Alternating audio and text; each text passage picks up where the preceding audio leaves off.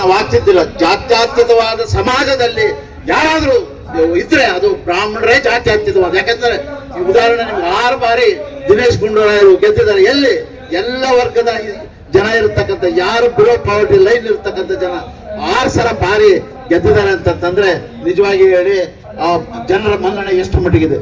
ಮತ್ತೆ ಹಿರಿಯರಾಗಿರ್ತಕ್ಕಂಥ ದೇಶಪಾಂಡೆಯವರು 9 ಬಾರಿ ಗೆದ್ದಿದ್ದಾರೆ. 9 ಬಾರಿ ಗೆಲ್ಲದ ಸುಲಭನ?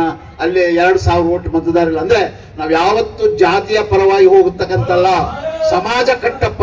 ಸಮಾಜವನ್ನ ಕಟ್ಟುವಂತ ಒಂದು ಪರಿಸ್ಥಿತಿನಲ್ಲಿ ನಾವು ಇರ್ತಕ್ಕಂಥ ಜನ. ನಾವೆಂದು ಜಾತಿವಾದಿಗಳಲ್ಲ. ಆದ್ರೂ ಕೂಡ ಪ್ರತಿ ಯಾವಾಗಲೂ ಕ್ಯಾಬಿನೆಟ್ ನಲ್ಲಿ ಇಬ್ಬಿಬ್ರು ಇರ್ತಕ್ಕಂಥ ಒಂದು ಮಂತ್ರಿಮಂಡಲದಲ್ಲಿ ಈ ಬಾರಿ ಯಾಕೆ ನಮ್ಗೆ ಅನ್ಯಾಯ ಆಗಿದೆ? ಅದು ಶಿವಕುಮಾರ್ ಅಂತವರು ನಮ್ಮ ಸಂಸ್ಕಾರಕ್ಕೆ ಒಂದು ಗೌರವ ಕೊಡ್ತಕ್ಕಂಥ ವ್ಯಕ್ತಿ.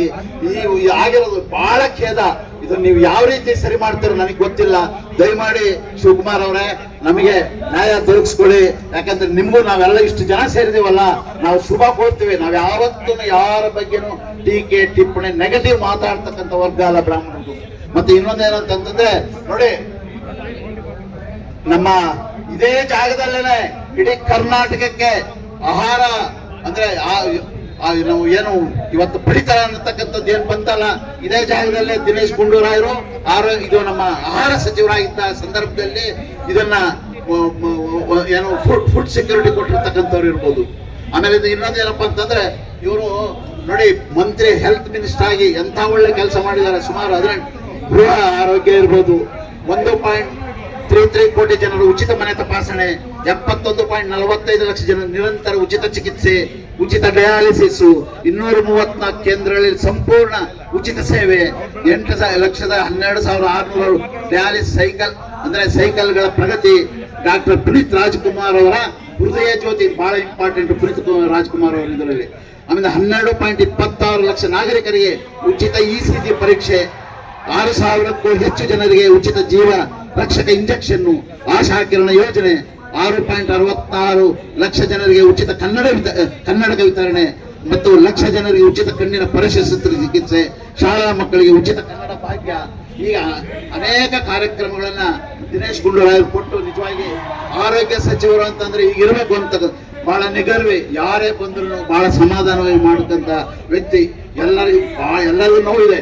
ಯಾಕೆಂತಂದ್ರೆ ಅವರು ಬರೇ ದಿನೇಶ್ ಗುಂಡೂರಾವ್ ಅಲ್ಲ, ನಮ್ಮ ಆತ್ಮಸ್ಥೈರ್ಯ ಬ್ರಾಹ್ಮಣರಿಗೆ ಕೊಟ್ಟಂತ ಏನು ಗುಂಡೂರಾವ್ ಇದ್ರಲ್ಲ ಅವರ ಸುಪುತ್ರರು ಅಂತ ಇನ್ನೊಂದು ಹೇಳ್ತೀನಿ. ಇನ್ನು ಅನೇಕ ಕೆಲಸಗಳನ್ನು ಮಾಡಿದ್ದಾರೆ.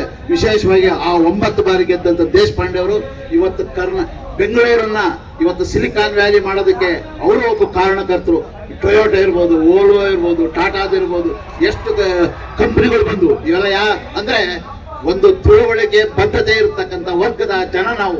ನಮ್ಮನ್ನ ನೀವು ಉಪಯೋಗಿಸ್ಕೊಂಡ್ರೆ ಸಮಾಜಕ್ಕೆ ಒಂದು ದೊಡ್ಡ ಶಕ್ತಿ ಬರುತ್ತೆ ಅಂತಕ್ಕಂಥ ನಾನಾದ್ರೂ ಈ ಸಂದರ್ಭದಲ್ಲಿ ಹೇಳ್ತೀನಿ. ಇದು ಇವತ್ತು ಏನು ಗಾಂಧಿ ತತ್ವ ಇರ್ತಕ್ಕಂಥ ಪಕ್ಷ. ನಾವೆಲ್ಲ ಸರ್ವೇ ಜನ ಸುಖಿನೋ ಭವ ಅಂತ ಹೇಳ್ತೀವಿ, ಎಲ್ಲರನ್ನು ನಾವು ಕಾಪಾಡ್ತೀವಿ. ಇದಕ್ಕೆ ನೋಡಿ, ನೀವು ಎಂತೆಂತ ಮಹನೀಯರು ಇಲ್ಲಿ ಇವತ್ತಿನ ನೆಟ್ಟೂರು ಶ್ರೀನಿವಾಸ ಇರ್ಬೋದು, ಆಮೇಲಿಂದ ಸ್ವಾಮಿ ರಮಾನಾಥ ಇರ್ಬೋದು, ಜಗನ್ನಾಥ್ ಚಂದ್ರಕೇರ್ ಇರ್ಬೋದು, ಆಮೇಲೆ ಆಲೂರು ವೆಂಕಟರಾಯರ್ ಇರ್ಬೋದು, R ದಿವಾಕರ್ ಇರ್ಬೋದು, GVK ರಾವ್ ಇರ್ಬೋದು, MN ಜೋಶಿ ಅವರು ಇರ್ಬೋದು, AG ರಾಮಚಂದ್ರಾಯರ್ ಇರ್ಬೋದು, ಸರೋಜಿನಿ ಮಹೇಶ್ ಇರ್ಬೋದು, ಬದ್ರಿ ನಾರಾಯಣ ಇರ್ಬೋದು, ಹಾರ್ನಡಿ ರಾಮಸ್ವಾಮಿ ಅವರು ಇರ್ಬೋದು, BK DB ಕರ್ಮಣಕರ್ ಇರ್ಬೋದು. ಅಂದ್ರೆ ಸರ್ದಾರ್ ವೆಂಕಟರಾಮಯ್ಯನವರು ಅಂದ್ರೆ ನಿಮ್ಗೆಲ್ಲ ಗೊತ್ತು ಯಾರು, ನಮ್ಮ ಅಶೋಕ್ ಹಾರ್ನಳ್ಳಿ ಅವರ ತಾತ. ಅಂದ್ರೆ ಇಡೀ ಸಮಾಜ, ಬ್ರಾಹ್ಮಣರ ಸಮಾಜ, ಈ ಸಮಾಜವನ್ನು ಕಟ್ಟಲು ಬಹಳ ಹೋರಾಟ ಮಾಡಿರ್ತಕ್ಕಂಥವ್ರು. ಇದೇ ಸೆಂಟ್ರಲ್ ಜೈಲಿನಲ್ಲಿ ಇದ್ದಂತ ಹಿಂದೆ ಕೈದಿಗಳಿಗೆ ನಮ್ಮ ಮುತ್ತಾತ ಪರಮಪ್ರಿಯ ಸುಬ್ರಾಯದಾಸರು ಅಂತ ಅವರು ನೀತಿ ಪಾಠ ಹೇಳ್ಕೊಡ್ತಿದ್ರು. ಅಂದ್ರೆ ನೀವು ಯಾವುದೇ ಎಲ್ಲೇ ತಗೊಳ್ಳಿ, ಬ್ರಾಹ್ಮಣರು ಮಾಡಿರ್ತಕ್ಕಂಥ ಸೇವೆ, ಸಮರ್ಪಣೆ ನಾವು ಯಾವತ್ತು ಮಾಡಿದೀವಿ ಅನ್ನೋದಿಲ್ಲ, ನಾವು ಸಮಾಜಕ್ಕೆ ಸಮರ್ಪಣೆ ಮಾಡಿದೀವಿ.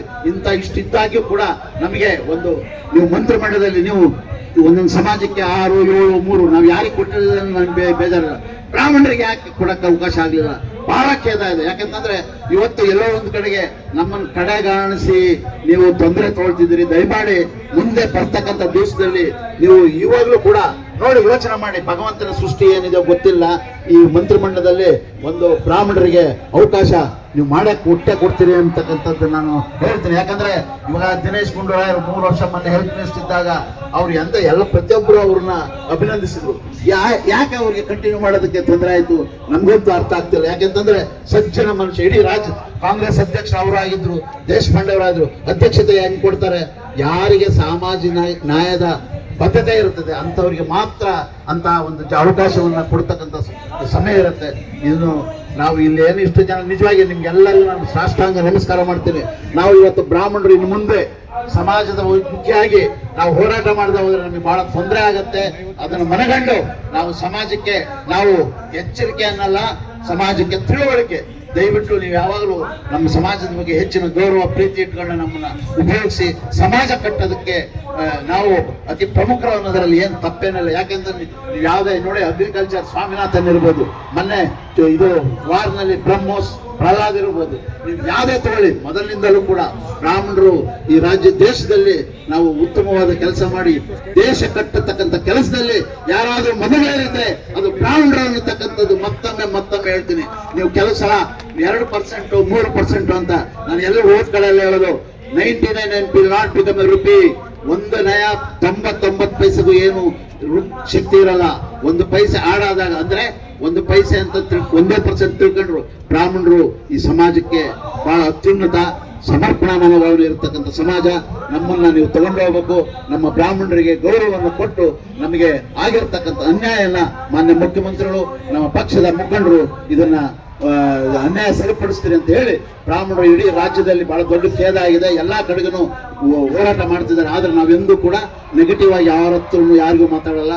ಶುಭವಾಗಲಿ, ಸರ್ಕಾರಕ್ಕೆ ಒಳ್ಳೆಯದಾಗಲಿ, ನಮ್ಮ ಬ್ರಾಹ್ಮಣರ ಬೇಡಿಕೆಯನ್ನು ಈಡೇರಿಸಲಿ ಅಂತ ಮತ್ತೊಮ್ಮೆ ಹೇಳಿ ನನ್ನ ಮಾತಿಗೆ ವಿರಾಮ ಕೊಡ್ತೇನೆ.